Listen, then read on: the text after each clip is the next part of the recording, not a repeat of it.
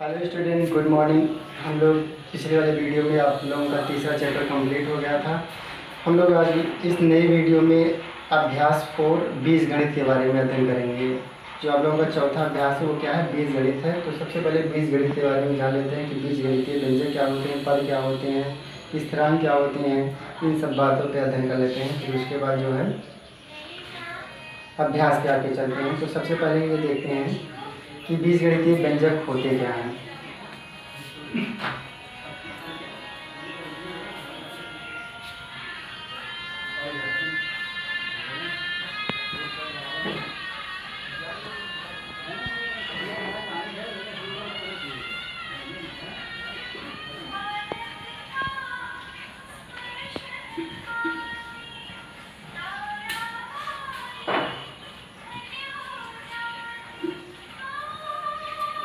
बीजगणित में आप लोगों को अंग्रेजी वर्णमाला के अक्षर और साथ में संख्याएं भी होंगी। बीजगणित में अंग्रेजी वर्णमाला के साथ साथ आपको संख्याओं का भी कॉम्बिनेशन मिलेगा।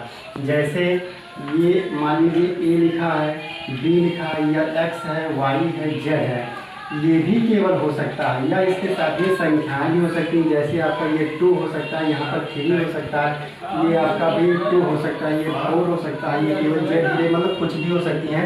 कहने का मतलब जहाँ पर अंग्रेजी वर्णमाला और साथ में संख्याओं का कॉम्बिनेशन हो तो वहाँ पर बीजगणित का प्रयोग किया जाता है। अर्थात ऐसे सिचुएशन को बीजगणित के अंतर्गत रखा जाता है, बीजगणित का फॉर्म माना जाता है। अब हम लोग बात करते हैं कि बीजगणितीय व्यंजक क्या होते हैं, इसके बारे में, बीजगणितीय व्यंजक के बारे में। अब ये अगर हम ये जितने भी हम टाइप के ये जो लिखे हैं, अगर हम इसको क्या कर दें, प्लस या माइनस चिन्ह के साथ में एक साथ कर दें। जैसे ये आपका लिखा है 2a प्लस 3 भी कर दें और इधर माइनस 2x कर दें। क्या लिख दें? 2a plus 3b minus 2x। तो ये एक बीजगणितीय व्यंजक बन जाएगा। क्या बन जाएगा? बीजगणितीय व्यंजक। इस वाले फॉर्म को बीजगणितीय व्यंजक कहेंगे। यानी कि जब प्लस और माइनस का चिन्ह दिखे तो वहाँ पर क्या बन जाएगा? बीजगणितीय व्यंजक बन जाएगा। और इस व्यंजक में प्लस और माइनस के साथ में जितने भी टर्म जुड़े होते हैं उन सबको क्या कहते हैं? पद कहते हैं। जैसे यहाँ पर ये प्लस के पहले एक है तो इसको भी एक पद माना जाएगा, इसको एक पद माना जाएगा, इसको एक पद माना जाएगा। यानी कि इस बीजगणितीय व्यंजक में कुल कितने पद हैं? 3 पद होते हैं, 3 पद हैं। अब देखिए यहाँ पर अगर हम पदों की संख्या फाइंड करनी है तो कैसे फाइंड करेंगे? तो यहाँ पर ये पहले देख लेते हैं कि कितने प्लस या माइनस है, दोनों के। एक बार प्लस है, एक बार माइनस है। कुल मिला के जो बीजगणितीय संक्रिया है, संक्रिया वाली जो चिन्ह होती है वो आपका एक प्लस यहाँ पर यूज किया गया है, एक माइनस का। यानी कि 2 संक्रिया वाले चिन्ह यूज है। तो 2 में 1 जोड़ देंगे, 2 में क्या करेंगे? 1 जोड़ देंगे। तो यानी कि 2 में 1 जोड़ेंगे तो कितना आएगा? 3। अर्थात इसमें कितनी है? 3 पद हैं। कितने पद हैं? 3 पद हैं। ऐसे अगर लिखा हो जैसे 4x² प्लस 2x प्लस 3 लिखा हो, और यहाँ पर एक मिनट यहाँ 3y कर देते हैं और प्लस 1 कर देते हैं। तो यहाँ पर देखेंगे 1 2 3 कितने चिन्ह का यूज किया गया? 3 चिन्ह का यूज किया गया है। तो 3 में 1 जोड़ देंगे 4। तो इसमें कितने पद हो जाएंगे? 4 पद हो जाएंगे। तो ये जब प्लस और माइनस, या प्लस और माइनस कहने का मतलब यही नहीं कि प्लस और माइनस दोनों, प्लस प्लस भी हो सकता है या माइनस माइनस भी हो सकता है, या प्लस माइनस दोनों साथ में हो सकते हैं। ठीक है।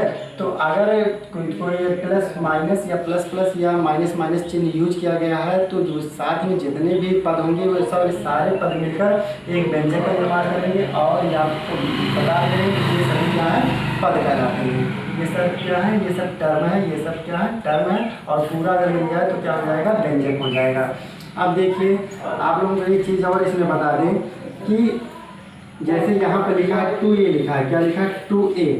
तो ये जो आपका 2 होता है ये आपका क्या होता है? अचर होता है। क्या होता है? अचर होता है। अचर का मतलब यह है कि इसका मान कभी बदलेगा नहीं, इसलिए इसको अचर या स्थिरांक कहते हैं। क्या कहते हैं? अचर कहते हैं या स्थिरांक कहते हैं। स्थिरांक का मतलब जो स्थिर हो, स्थिरांक जो अंक स्थिर हो उसी को क्या कहते हैं? स्थिरांक। और ये क्या है? ए है। ए का वैल्यू बदलता रहता है। मतलब किसी क्वेश्चन में ए का वैल्यू 4 आएगा, किसी क्वेश्चन में -4 हो सकता है आ जाए, किसी क्वेश्चन में 2 आ जाए, किसी क्वेश्चन में -2 आ जाए, मतलब ऐसे बदलता रहेगा। तो इसलिए इसको कहते हैं चर कहते हैं। क्या कहते हैं? चर कहते हैं। तो जिसका मान बदलता रहे उसको चर, और जिसका मान कभी न बदले उसको क्या कहते हैं? स्थिरांक या अचर कहते हैं। तो जनरली क्या होता है कि जो अल्फ़ाबेट वाले सब वो वर्णमाला होते हैं, वर्णमाला के जितने भी अक्षर होते हैं वो सब चर के अंतर्गत आते हैं। जो संख्याएं होती हैं वो सब किसके अंतर्गत आते हैं? अक्षर के अंतर्गत आते हैं। फिर हम लोग देख लेते हैं कि बीजगणितीय व्यंजकों की श्रेणी क्या होती है। तो बीजगणितीय व्यंजकों की श्रेणी में एक पद होता है, दो पद होता है, त्रिपद होता है और बहुपद होता है। ठीक है, तो सबसे पहले देख लेते हैं एक पदी व्यंजक।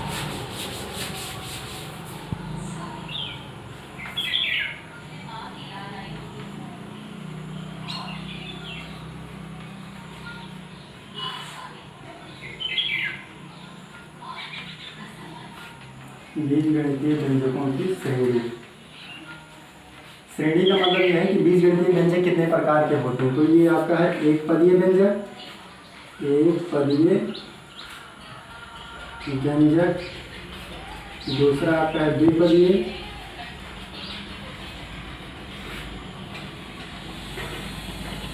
तीसरा आपका है त्रिपदीय,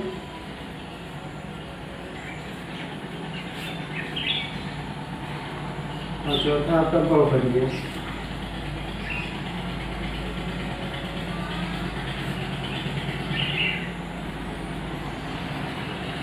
अब बात करते हैं एक पदीय व्यंजक। यहाँ पर देखिए नाम से स्पष्ट है एक पदीय। अब पद क्या होता है हम आप लोगों को बता चुके हैं।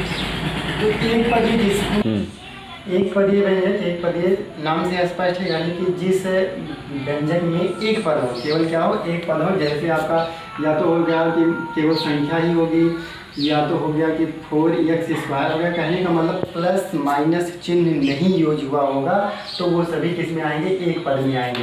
फिर आपका आता है दो पदीय, इसमें आपका प्लस माइनस चिन्ह यूज होगा, मतलब एक बार प्लस होगा चाहे एक बार माइनस होगा, कुछ ना कुछ होगा जरूर। जैसे कि आपका हो गया 3x² प्लस x। तो यहाँ पर देखिए एक दो पद है ना, लेकिन ये एक ही व्यंजक अभी लिखा है। ये उदाहरणों के दूसरा लिख देते हैं, जैसे 4x + y। अब यहाँ पर देखिए एक दो पद हैं, और लेकिन ये क्या है? एक ये अलग व्यंजक है। तो ऐसा व्यंजक जिसमें केवल क्या हो? दो पद हों। अब त्रिपदीय में क्या होता है? तो इसमें तीन पद होने चाहिए, जैसे 4x³ + x² + 1। ये क्या है आपके? यहाँ देखिए 1 2 3 कितने पद हैं? तीन पद हैं। तो ये का तीन पदीय में होगा। बहुपदीय क्या होता है? तो बहुपदीय का मतलब जिसमें बहुत से पद होते हैं, लेकिन ध्यान दीजिए जो बहुपदीय होता है वो आपका दूसरा से ही स्टार्ट हो जाता है, यानी कि दो पदीय और त्रिपदीय, यानी कि ऐसा व्यंजक जिसमें दो या दो से अधिक व्यंजक होते हैं और दो या दो से अधिक पद होते हैं, तो उसको बहुपदीय कहते हैं। यानी कि बहुपदीय में आपका दूसरा वाला भी आता है और तीसरा वाला भी आता है। अब तीन पद के अलावा और भी बहुत सारे पद हो सकते हैं, तो वो सभी किस में आएंगे?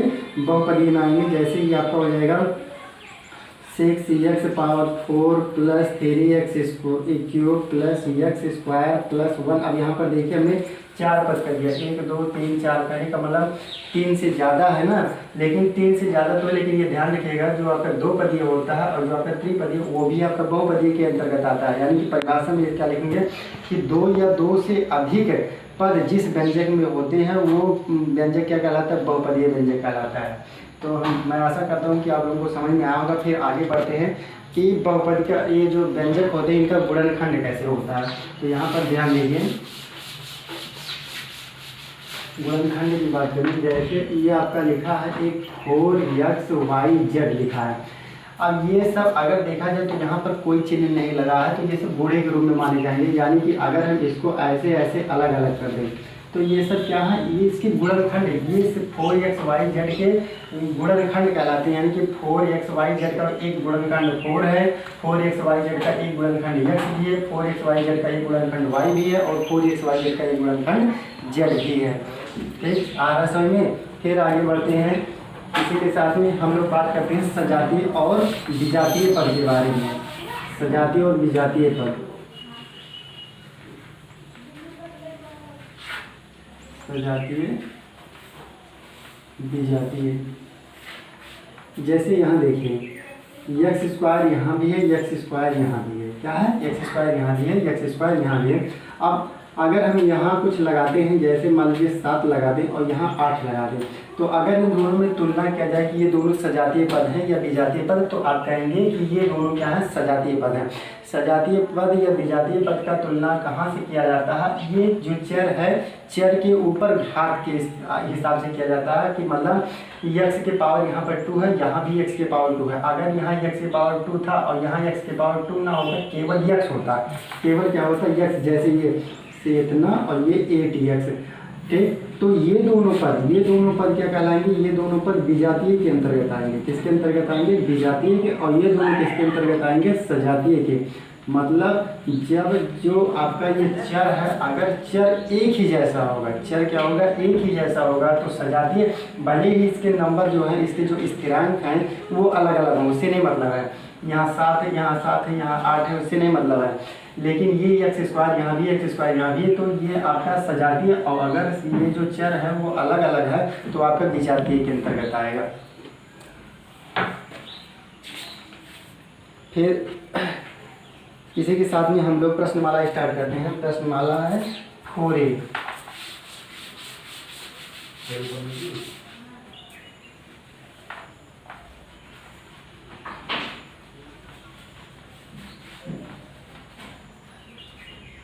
पहला क्वेश्चन है, निम्नलिखित बीजीय व्यंजन की पहचान एक पदीय, दो पदीय अथवा त्रिपदीय के रूप में करिए।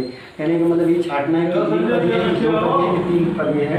जैसे पहले का पहला देखिए, लिखा है 6x स्क्वायर वाई और -2z। अब यहाँ पर प्लस और माइनस से ही गिनती कर लेते हैं। तो माइनस के पहले एक है, माइनस के बाद में एक है, तो एक पदीय और एक पदीय, यानी कुल मिला के कितने पद हो गए, 2 पद हो गए। तो ये कौन सा पद है, ये द्विपदीय है। क्या है ये, द्विपदीय व्यंजक है। इसी तरीके से आप लोग गिन के, जैसे ये देखिए दूसरे वाले में लिखा है 7/3 और क्या लिखा है, xyz। अब यहाँ पर देखिए कोई प्लस माइनस चिन्ह नहीं लगाएगा, तो ये किस में आ जाएगा, ये आ जाएगा एक पदीय में। किसमें आ जाएगा, एक पदीय में, एक पदीय व्यंजक। जब भी प्लस माइनस रहेगा तो वहीं से आपकी गिनती स्टार्ट हो जाएगी।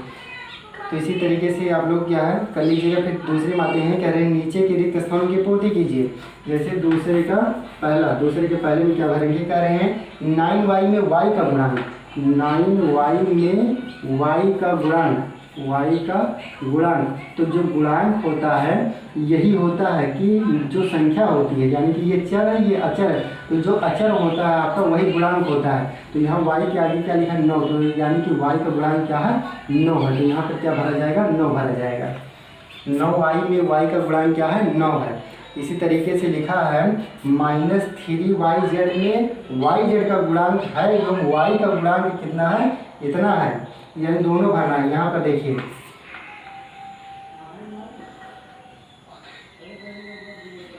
दूसरा -3yz में yz का गुणांक, फिर यहाँ रिक्त स्थान है, फिर इतना है योग y का गुणांक, फिर आपका रिक्त स्थान है और है, यानी कि यहाँ पर देखिए -3yz में yz का गुणांक। अब देखिए yz का गुणांक, तो yz को छोड़ देंगे, क्या बच रहा है, -3 बच रहा है। तो यहाँ पर क्या भरा जाएगा, -3 है योग y का गुणांक। तो y का गुणांक पूछा तो y को छोड़ देंगे, क्या बचेगा, -3z बचेगा। तो यहाँ पर क्या भरा जाएगा, -3z भरा जाएगा। यानी कि y का गुणांक क्या हो जाएगा, -3z और yz का गुणांक क्या हो जाएगा, -3 हो जाएगा। फिर इसी तरीके से कह रहे हैं 5/3 x² yz में x² yz का गुणांक है, तो x² yz का गुणांक क्या है, यहाँ पर क्या भरा जाएगा, 5/3। जो हम पूछ रहे हैं केवल z का गुणांक, तो केवल z यानी कि z को छोड़ देंगे, जो भी बच रहा उसको उधर लिख देंगे। फिर x में x का गुणांक, ये देखिए कह रहे हैं x में x का गुणांक, इसको हम मिटा के बताना चाहेंगे।